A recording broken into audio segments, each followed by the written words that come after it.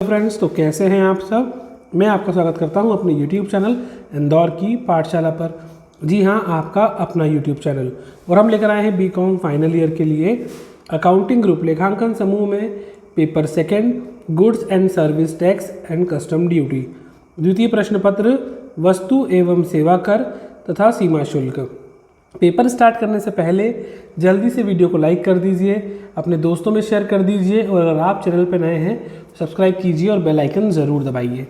देखिए, ये पेपर भी 40 मार्क्स का होने वाला है, जिसमें रेगुलर में पास होने के लिए 13 मार्क्स चाहिए और प्राइवेट स्टूडेंट के लिए यही पेपर होने वाला है 50 मार्क्स का, जिसमें उनको पासिंग मार्क्स जो है वो 17 है। तो आइए पेपर को विस्तार से देखते हैं, समझते हैं कि पेपर किस पैटर्न पे आने वाला है, कौन कौन सी यूनिट इंपॉर्टेंट है, उन कौन कौन से प्रश्न आपके लिए बहुत उपयोगी हैं। तो फ्रेंड्स, हमारा पहला सेक्शन है सेक्शन ए ऑब्जेक्टिव मतलब वस्तुनिष्ठ प्रश्न। इसमें जो पहला प्रश्न है हमारा वो है जीएसटी माल एवं सेवाओं के रिक्त स्थान पर लगाया जाता है। GST is imposed on goods and service. देखो, आप सबको ये तो पता है कि जीएसटी गुड्स और सर्विस पे लगता है, पर ये किस चीज़ पे लगता है? गुड्स खरीदने पे, गुड्स की सर्विस को बेचने पे, या फिर दोनों पे, या किसी पे नहीं। देखिए, मैं आपको यहीं से बता दूं, अगर आप एग्ज़ाम में जीएसटी के पेपर में अच्छा स्कोर करना चाहते हैं तो आपको जीएसटी कब इम्पोज हुआ, किस ईयर में अप्लाई हुआ, जीएसटी के साइलेंट फीचर्स क्या हैं, जीएसटी के मेरिट्स और डीमेरिट्स, मतलब जीएसटी के कौन कौन से लाभ हैं, कौन कौन सी हानियां हैं, इन्हीं को आप गुण और दोष भी कह सकते हैं, मेरिट और डीमेरिट, या एडवांटेज और लिमिटेशन भी कह सकते हैं। वैसे जब कस्टम ड्यूटी पढ़ेंगे आप, तो कस्टम ड्यूटी के अंदर भी आपको कस्टम ड्यूटी के बारे में कि कस्टम ड्यूटी कब शुरू हुआ, भारत में कस्टम ड्यूटी का इतिहास क्या है, कस्टम ड्यूटी की विशेषता क्या है। फिर ये ध्यान रखना है कि जीएसटी में कब जीरो रेट अप्लाई करते हैं, क्योंकि जीएसटी अलग अलग रेट पे लगता है। फिर इनपुट टैक्स क्रेडिट क्या होता है, ये आपको ध्यान रखना है अच्छे से। जीएसटी में जो स्लैब्स होते हैं उनको आपको अच्छे से पढ़ के रखना है कि कब कोई व्यक्ति जीएसटी लेने के लिए पात्र होता है, कब नहीं होता है, कौन रजिस्टर्ड सप्लायर हो सकता है, कौन नहीं हो सकता है। फिर इसके बाद जीएसटी के सारे इंपॉर्टेंट प्रोविज़न जो प्रावधान क्वेश्चन में दिए वो। देखिए, मैं आपको तरीका बताता हूँ, अगर आपने अभी तक स्टडी नहीं कंटिन्यू की हो या आपने स्टडी शुरू ही नहीं की हो, आप अभी पहली बार जीएसटी पढ़ने वाले हैं और पेपर में 2 दिन का ही गैप है आपके, तो आपको ये ध्यान रखना है कि आप बहुत सारा तो नहीं पढ़ सकते, पर आपको एटलीस्ट हर यूनिट में से 1 या 2 क्वेश्चन तो मिनिमम प्रिपेयर करना ही है, और उसमें से उस यूनिट का फर्स्ट क्वेश्चन ज़रूर होना चाहिए। ये फर्स्ट यूनिट, अगर आप फर्स्ट यूनिट का फर्स्ट क्वेश्चन, सेकेंड यूनिट का फर्स्ट क्वेश्चन, मतलब आपको हर एक यूनिट का अगर एक भी क्वेश्चन याद है तो आप एग्ज़ाम में ज़रूर लिख सकते हैं। बाकी जो इंपॉर्टेंट प्रोविजंस है वो आपको रखना है। जीएसटी हो चाहे कस्टम ड्यूटी, दोनों का आपको ब्रीफली इंट्रोडक्शन पता होना चाहिए कि किन किन गुड्स और सर्विसेज पे लगते हैं, कब लगते हैं, किन कंडीशंस में लगते हैं, और जो जो इंपॉर्टेंट डेफिनेशंस हैं वो आपको करना है। उसके लिए मैं लिंक आपको डिस्क्रिप्शन बॉक्स में डाल दूंगा, वो ऑलरेडी वीडियो अपलोडेड है, आप वहाँ पर जाकर एक बार देख सकते हैं। तो हमारा जो सेकंड ऑब्जेक्टिव की तरफ बढ़ते हैं, एक विक्रेता जीएमटी के अंतर्गत पंजीकृत हो सकता है क्या? तो देखो, आपको ध्यान रखना है कि जीएसटी के अंतर्गत पंजीकरण कौन सा डीलर हो सकता है। तो कंपलसरी सबको रजिस्टर कराना होता है, वॉलंटरी, अपनी इच्छा, ARB, नन ऑफ दिस। मतलब a dealer may be registered under GST, मतलब क्या कोई डीलर जो होता है, विक्रेता होता है, वो जीएसटी के अंतर्गत जो उसका रजिस्ट्रेशन है वो कंपलसरी होता है क्या, या वॉलंटरी होता है, इच्छित के भाई होना हो तो हो, नहीं होना हो तो मत करो, या फिर दोनों कंडीशन हो सकती है, दोनों में से कोई नहीं हो सकती। बढ़ते हैं तीसरे ऑब्जेक्टिव की तरफ। तीसरा ऑब्जेक्टिव हमारे सामने है, एक पंजीकृत विक्रेता को निम्नलिखित हिसाब बहियां रखनी पड़ती है। A registered dealer is required to maintain the following accounts. अगर आप एक पंजीकृत विक्रेता है, रजिस्टर्ड डीलर है, तो कौन कौन से अकाउंट्स आपको मेंटेन करना पड़ते हैं? Manufacturing expenses account, inward outward supply, stock, या ऑल ऑफ दीज। निर्माणी खर्चे, आंतरिक बाह्य पूर्तियाँ, स्कंद, या ये सभी। चौथे प्रश्न की तरफ बढ़ते हैं, अंतर्राज्यीय आपूर्ति पर निम्न लागू होते हैं। देखो, जब आप अंतर्राज्यीय बात कर रहे हैं, मतलब इंटर स्टेट सप्लाई की बात कर रहे हैं दोस्तों, तो ये ध्यान रखना है। देखो, आपको ये पता है कि जीएसटी डिफरेंट टाइप का होता है, CGST, SGST और IGST। SGST को बोलते हैं राज्य जीएसटी, CGST केंद्र जीएसटी, और एकीकृत मतलब इंटीग्रेटेड जीएसटी। उसके बाद है नेशनल जीएसटी, राष्ट्रीय जीएसटी। तो अंतर्राज्यीय जब भी काम होता है, देखो प्रश्न में ही आंसर छुपा है, थोड़ा ध्यान से अगर आप फोकस करोगे तो आपको उसका आंसर इमीडिएटली मिल जाएगा। और एग्ज़ाम पर्पस के लिए आपको इंटीग्रेटेड जीएसटी, एसजीएसटी, आईजीएसटी इन पे स्पेशल कमांड रखना है कि किन किन गुड्स पे सीजीएसटी लगता है, कब एसजीएसटी लगता है, कब आईजीएसटी लगता है, इनके प्रोविजंस क्या क्या हैं, आपको ये ज़रूर पता होना चाहिए। एग्ज़ाम पर्पस के लिए वेरी वेरी इंपॉर्टेंट है, ये वेरी क्रूशल है तीनों। अगर आप एग्ज़ाम में अच्छा स्कोर करना चाहते हैं तो ये तीनों आपके लिए बहुमूल्य भूमिका निभाएंगे। फिफ्थ ऑब्जेक्टिव हमारे सामने है, सीमा शुल्क लगता है, custom duty is imposed on. Custom duty किस चीज़ पे लगती है? गुड्स इंपोर्ट करने पे, गुड्स को एक्सपोर्ट करने पे, या फिर इंपोर्ट एक्सपोर्ट दोनों पे, या अगर एग्जिस्ट लिमिट के ऊपर सोल्ड करें तब लगता है। हिंदी में बात करें तो आयात पे लगता है कि निर्यात पे लगता है कि दोनों पे लगता है कि एक सीमा से अधिक विक्रय पे लगता है। देखिए मैंने बताया आपको पहले ही कि आपको जीएसटी और कस्टम ड्यूटी दोनों के बेसिक्स पता होना चाहिए। अगर आपको पता होगा तो आपको इसके डेफिनेशन के अकॉर्डिंग आप इसका आंसर ईजिली दे सकते हैं। और अगर हम सिर्फ ऑब्जेक्टिव की बात करें तो देखो इन 5 ऑब्जेक्टिव में से 4 तो आपको जीएसटी में से पूछे गए हैं और एक ऑब्जेक्टिव कस्टम ड्यूटी में से आया है। इस बार भी पैटर्न वही रहने वाला है। होपफुली आपको माना जाता है कि 4 से 3 ऑब्जेक्टिव तो आपको जीएसटी के मिलेंगे ही मिलेंगे और 1 या 2 ऑब्जेक्टिव कस्टम ड्यूटी का भी आपको मिलेगा। आइए बढ़ते हैं हमारे सेक्शन बी की तरफ, लघुत्तरी प्रश्न, जहाँ पर 3 नंबर के 5 क्वेश्चन है आपके लिए। प्राइवेट के लिए भी सेम नंबर डिस्ट्रीब्यूटेड है। पहला जीएसटी क्या है, व्हाट इज़ जीएसटी। जैसा मैंने अभी आपको बताया कि अगर आपको जीएसटी के बारे में अगर आपने ब्रीफ इंट्रोडक्शन पढ़ा है तो आप यहाँ से 3 नंबर आसानी से कवर कर सकते हैं। Right the main feature of CGST, ये फिर मैंने आपको बताया था अभी ऊपर। एसजीएसटी, सीजीएसटी, आईजीएसटी आपके लिए बहुत इंपॉर्टेंट है और एग्जाम में यहीं से आप अच्छा स्कोर भी कर सकते हैं। सीजीएसटी की प्रमुख विशेषताएं बताइए। ये दोनों क्वेश्चन आपको ये बताने के लिए है कि पैटर्न किस टाइप का एग्जामिनर पूछता है या कैसा पैटर्न होता है आपके पेपर का। हमारा दूसरा प्रश्न, निवेश कर जमा क्या है, what is input tax credit, very important. पिछले साल 3 नंबर में आया था ये क्वेश्चन।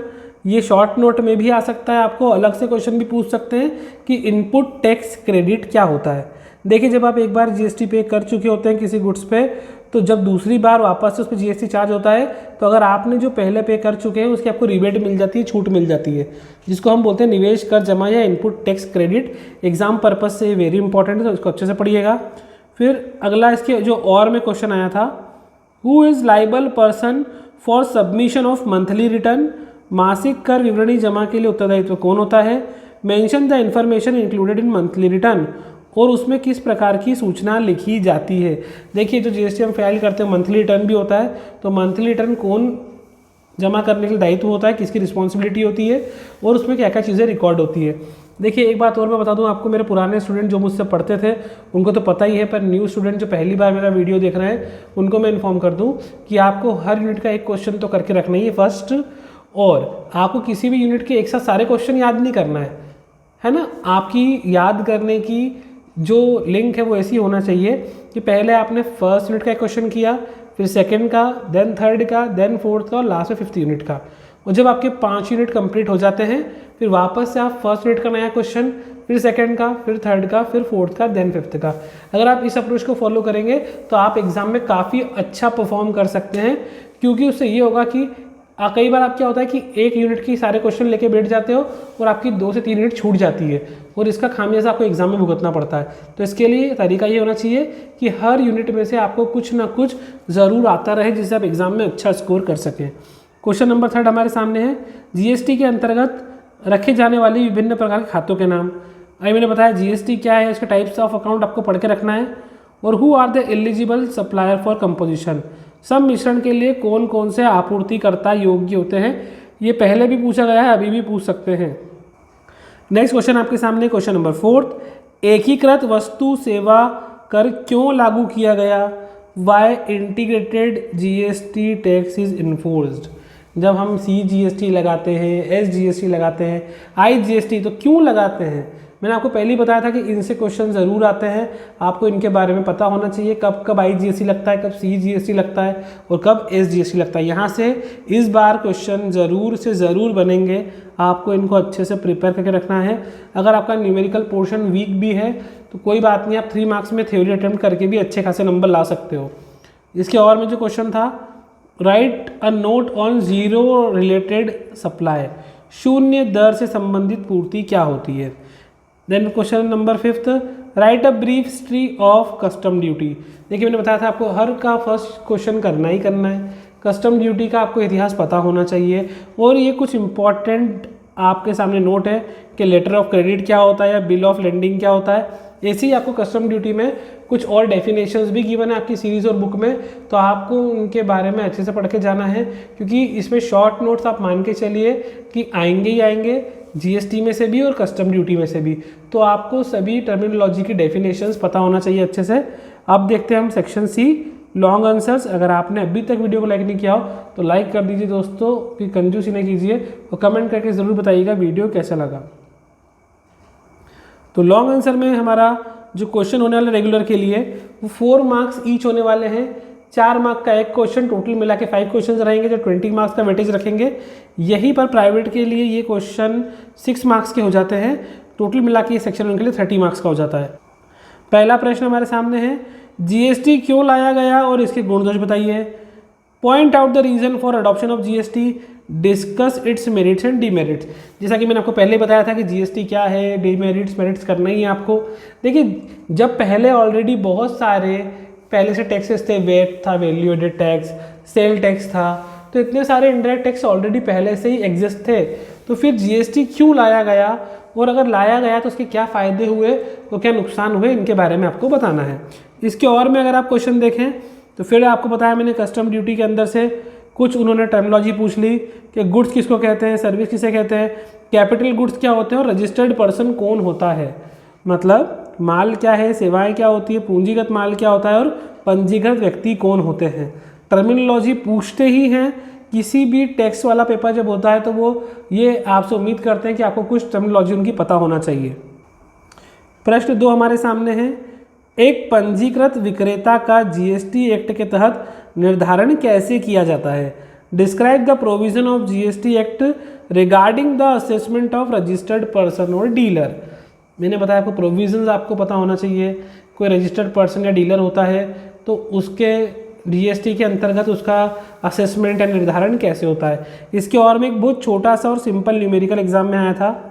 एक कारखाने से जुलाई 2020 को एक मशीन निर्गमित की गई थी, उसके अंदर मशीन की कीमत, पैकेजिंग व्यय, डिजाइनिंग चार्जेस, भाड़ा, ये आपके सामने गिवन है। मशीन की स्थापना में व्यय कितना लगा तो 48,700 लगा। मशीन का कर योग्य पूर्ति मूल्य और बीजक की कुल राशि ज्ञात करना है। जीएसटी रेट आपको 12% ऑलरेडी मेंशन्ड है। इसी क्वेश्चन को एक बार हम इंग्लिश मीडियम में भी देख लेते हैं। On 11th July 2020 a machine was issued from a factory, a supplied charges as following items are in invoice. Invoice में क्या क्या आइटम्स लिखे थे, इनवॉइस प्राइस ऑफ मशीन आपको गिवन है, पैकिंग चार्जेस भी गिवन है, डिज़ाइन चार्जेस गिवन है, फ्राइट गाड़ी भाड़ा भी गिवन है। मशीन के इंस्टॉलेशन चार्जेस जो इनकर्ड हुए थे वो थे 48,700। आपको टैक्सेबल वैल्यू बताना है सप्लाई की और टोटल अमाउंट बताना है इनवॉइस पे। जीएसटी रेट क्वेश्चन में आपको गिवन है, तो बड़ा इजी और बेसिक सा क्वेश्चन है जो एग्जाम में पूछा और आप इसको बहुत जल्दी कर सकते हो सॉल्व। आइए देखते हैं नेक्स्ट क्वेश्चन। उपकार्य से क्या आशय है। जीएसटी के अंतर्गत उपकार्य संबंधित प्रावधान बताइए। What is mean by job work, job work का क्या होता है और इसके रिगार्डिंग जीएसटी के प्रोविजंस क्या हैं। लेकिन इससे इंपॉर्टेंट क्वेश्चन इसके और वाला है, right a short note on various exemptions. देखिए किसी भी एक्ट के अंतर्गत अगर कोई छूट दी गई है, कोई एग्जम्पशंस दिया गया है कि कौन कौन से गुड्स और सर्विस जीएसटी के अंतर्गत टैक्सेबल नहीं है, तो वो आपके लिए वेरी इंपॉर्टेंट है। एग्जम्प्टेड इनकम्स हमेशा एग्जाम में पूछते हैं, वैसे एग्जम्प्टेड गुड्स और सर्विसेज आपसे एग्जाम में पूछे जाएंगे। क्वेश्चन 4 देखते हैं। एकीकृत वस्तु एवं सेवा कर का परिचय दीजिए। Introduction of IGST, right is scope 2, इसका क्षेत्र बताइए। मैंने आपको पहले ही बता दिया है आईजीएसटी, सीजीएसटी, एसजीएसटी आपको बहुत अच्छे से करके जाना है। ये एग्जाम में यहाँ से आपके ज़्यादा से ज़्यादा आप नंबर सिक्योर कर सकते हैं। इसके और में जो प्रश्न है वो भी इसी का ही है। Provisions of IGST regarding the लेवाई and collection of tax. एकीकृत माल एवं सेवा कर अधिनियम के उद्ग्रहण एवं संग्रहण प्रावधानों का विवेचन कीजिए कि कैसे वो टैक्स लेवाई करते हैं और कैसे टैक्स कलेक्ट करते हैं, कैसे वो कर का उद्ग्रहण करते हैं और संग्रहण भी करते हैं। क्वेश्चन नंबर 5 देखते हैं हम। सीमा शुल्क से आप क्या समझते हैं। What do you mean by custom duty, और आपको उसकी हिस्ट्री बताना है। देखिए सारे क्वेश्चंस मैं आपको पहले बता चुका हूँ, इसी टाइप के क्वेश्चन आपकी इस बार भी एग्जाम में आएंगे। आप बिल्कुल ट्रस्ट कर सकते हैं मेरे ऊपर और तैयारी कर सकते हैं आपकी अच्छे से। इसके और में एक न्यूमेरिकल आया था आपके एग्जाम में, जिसमें आपको गिवन है कि एक भारतीय आयातक है जिसने $10,000 का एक कच्चा माल अगस्त 2020 में आयात किया था और जिसके संबंध में जानकारी निम्नानुसार है। एक इंडियन इम्पोर्टर है जो रॉ मटेरियल उसने $10,000 का करा था अगस्त में, उसके बाद इन्फॉर्मेशन है, पैकिंग चार्जेस है $420 के। फिर goods are stuffed in container returnable, container कैसा है, वापस भेजने योग्य है, उसकी प्राइस है $800, इंश्योरेंस प्रीमियम $150, समुद्री भाड़ा सी फ्राइट है $320। Then importer had paid commission $1,000 to the broker who arrange transaction, मतलब जिस भी दलाल ने ये समझौता करवाया, सौदा करवाया है, उसका कमीशन दिया है अपन ने। डॉलर की वैल्यू आपको दी है कि $1 75 के बराबर है। कस्टम ड्यूटी 10% है, सोशल वेलफेयर सरचार्ज 10% है, सीमा शुल्क 10%, कल्याण सामाजिक कल्याण उपकर भी 10% और जीएसटी 10%। क्वेश्चन में बोला है find out the accessible value of import goods and custom duty payable, जो आपने गुड्स को इंपोर्ट करा है मतलब आयात करा है उसका मूल्य और सीमा शुल्क कितना देना पड़ेगा उसकी राशि ज्ञात करना है। तो दोस्तों ये था आपका पूरा कंप्लीट पेपर।